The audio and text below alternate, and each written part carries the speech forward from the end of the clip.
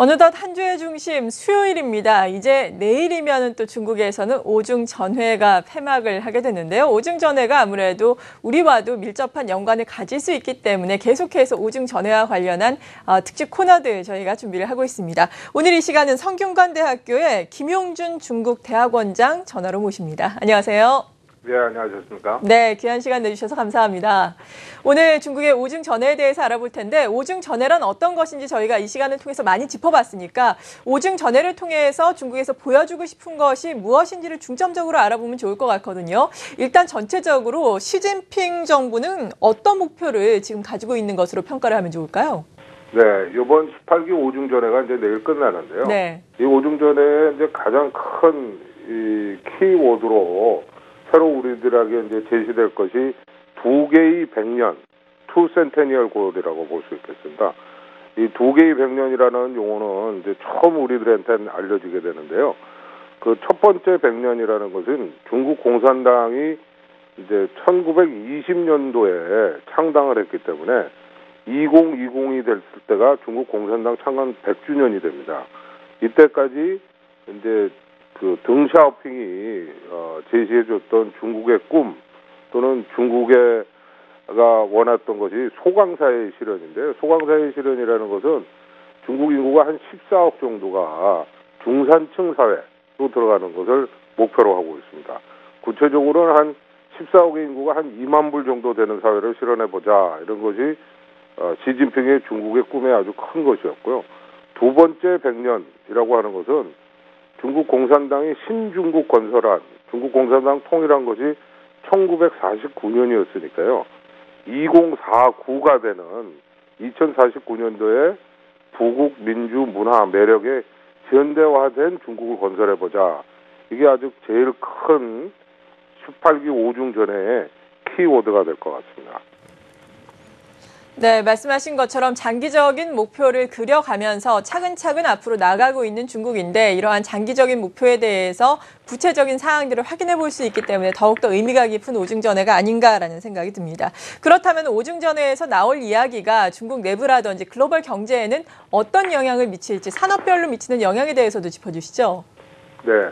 이번 오중전회에 이제 아까 말씀드린 네. 두 개의 100년이라는 키워드를 갖고 이제 산업 구조화를 위해서 중국 제조 2025라는 것을 발표하게 될 것 같습니다. 중국 공산당은 이 소통이라는 면에서 아주 엄청난 그 투자를 많이 하고 14억 인구들하고 같이 소통을 하려니까 어려운 단어를 쓰거나 어려운 용어를 써서는 좀 힘들고 이런 숫자를 써서 많이 얘기하는데요. 특히 중국 제조 2025라는 것은 현재 중국이 전 세계에 세 개의 공장이 돼 있는 상태에서 어떻게 이 제조업을 좀 더 혁신해서 강화시키겠느냐, 이게 아마 큰 에센스가 될 것 같습니다. 그래서 5대 핵심 사업이라고 그래서 제조업을 혁신하고 건설 제조업 기반을 강화하고 스마트한 제조 시스템을 도입하고 녹색 제조, 그린 매니팩처링이라고 하는 녹색 제조를 실천하고 첨단 장비를 혁신한다라는 핵심 사업 안에 크게 이제 10대 중점 사업이라는 것을 합니다. 그래서 IT, 첨단기계, 로봇, 항공우주장비, 해양 플랜트 선박, 선진 교통장비, 에너지 전력, 농기장비, 신소재, 바이오, 이 고성능 의료기기와 같은 중점 산업을 설정을 해서 이 부분에 있어서 13차 5개년 계획, 내년부터 시작해서 5년 동안 구체적으로 이 부분을 좀 혁신해서 세계 시장에서 제조업으로서 뭐 1등 인류 국가가 되겠다, 이런 게 아주 큰 것이고요. 이거를 위해서 1대1로와 장강 경제 벨트를 추진해서 중국이 상대적으로 덜 발달되어 있는 중부와 서부를 발전시켜서 여기 내수 시장을 확대하겠다, 이렇게 큰 두 개의 기조로 갖고 글로벌 경제 환경 속에서 중국의 비전을 발표할 것 같습니다. 네. 그리고 이번 오중전회가 열리기 전 주말에 중국에서는 기준금리 지급준 비율을 각각 또 인하를 했습니다. 이로 인해서 중국 경기 부양에 대한 기대감이 훨씬 더 커지고 있는 상황인데 오중전회 이후에도 뭐 연말이나 혹은 내년 초나 추가로 기준금리를 인하할 것이다라는 기대감도 시장에서는 형성되고 있는데 이 가능성에 대해서는 어떻게 보시는지 여기에 또 지방부채가 부담이다라는 지적도 있던데요. 네. 중국은 지금 이제 금리를 이렇게 세 번에 걸쳐서 인하했고 지금 실질적으로 중국에서 예금 금리는 한 1.5%고요. 대출 금리는 4.35%입니다. 뭐 이론적으로 보면 인민은행이 명목 금리가 현재 제로 수준이고 지준율도 상당히 높기 때문에 추가 통화 정책을 위해서 예금금리나 대출금리와 같은 지준율을 하향 조정 가능할 수 있다라는 게 중국 정부의 발표고요.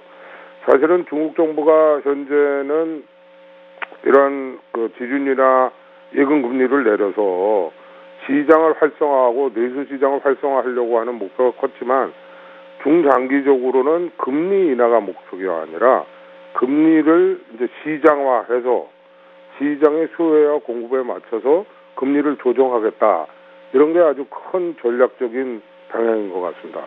그렇다고 하면 앞으로 시장에서 금리를 더 내릴 가능성도 있고요.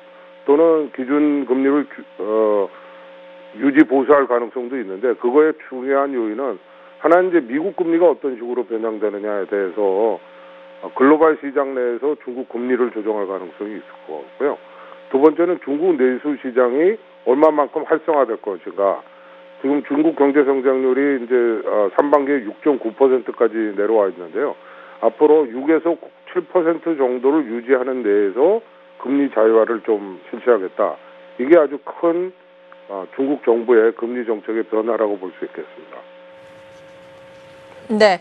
그리고 앞선 코너에서 IMF, SDR 이 통화바스켓 편입이 거의 확실시되고 있다라는 소식을 들어봤는데 이것과 관련해서 어떻게 생각을 하고 계신지 이렇게 위안화라든지 중국의 위상이 점차 높아지고 있지만 지난번에 중국 증시가 폭락을 하면서 사실 금융시장에 대한 불안감이라든지 불확실성 그리고 신뢰도 문제가 상당히 부각이 됐는데 이 부분은 어떻게 중국이 해결해 나갈지 궁금한데요.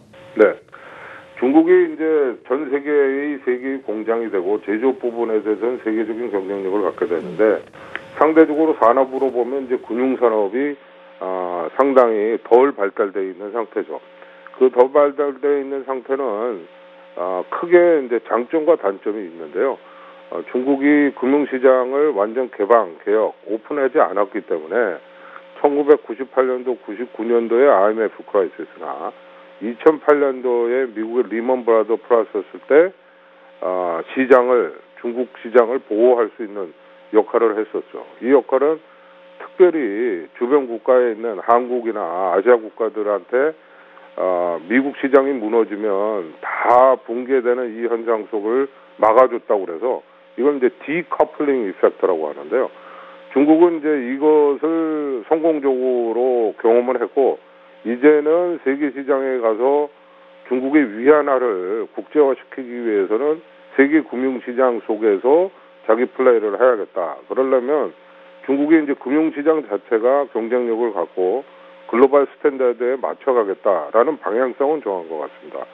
이 안에서 중국의 위안화는 지금 현재는 내수시장 확보나 경제 조정 효과를 위해서 평가 절하를 해놨지만 뭐 중장기적으로 역으로 하면 2, 3년 내로 평가 절상되리라고 봅니다. 그럼 평가 절상되는 상태에서 이제 중국의 증권 시장이 어떻게 될 문제인데요. 올해 일어났었던 중국 시장의 폭락 현상이나 또는 폭증 현상은 중국이 규제 변화, 특히 금융시장에 대해서 규제 변화들을 이제 실시했었던 거죠. 가장 큰 것이 이제 후광통하고요. 그 다음에 중국 증권 시장에 투자할 수 있는 레버리지를 허용해 줬던 건데 이 두 가지를 열어놓으니까 외국 자본이나 중국 내의 자본들이 이제 폭발적으로 중국 증시 시장을 버블을 일으켰던 거고요. 그거를 중국 정부가 다시 정책적으로 조정하니까 지금 현재 3,000선에 그대로 유지되고 있습니다. 그래서 중국의 증시는 앞으로 중국 정책에 의해서 이런 변화나 불확실성을 겪겠지만 중국 정부로서는 홍콩 시장에서도 이와 비슷한 경험들을 해봐서 성공적으로 홍콩 시장을 미국 투자 자본이나 헤지 펀드에 대해서 보호하고 정상화시켰던 경험이 있기 때문에 아마 중국 증시도 이와 같은 경험과 앞으로 과정을 겪을 거라고 보고요. 특별히 중국 증시 시장은 전 세계 시장의 변화에 연동될 가능성들이 있고 현재에 비해서 올 연말이나 내년 초에 지속적인 상승 모멘텀을 좀 갖고 가지 않으라 조심스럽게 예상해 봅니다. 네, 성장통을 또 잘 극복해 나가면서 장기적으로는 중국 증시에 긍정적인 양상을 보일 것이다라고 전망까지 해주셨습니다. 성균관대학교 중국대학원의 김용준 원장이었습니다. 원장님 고맙습니다.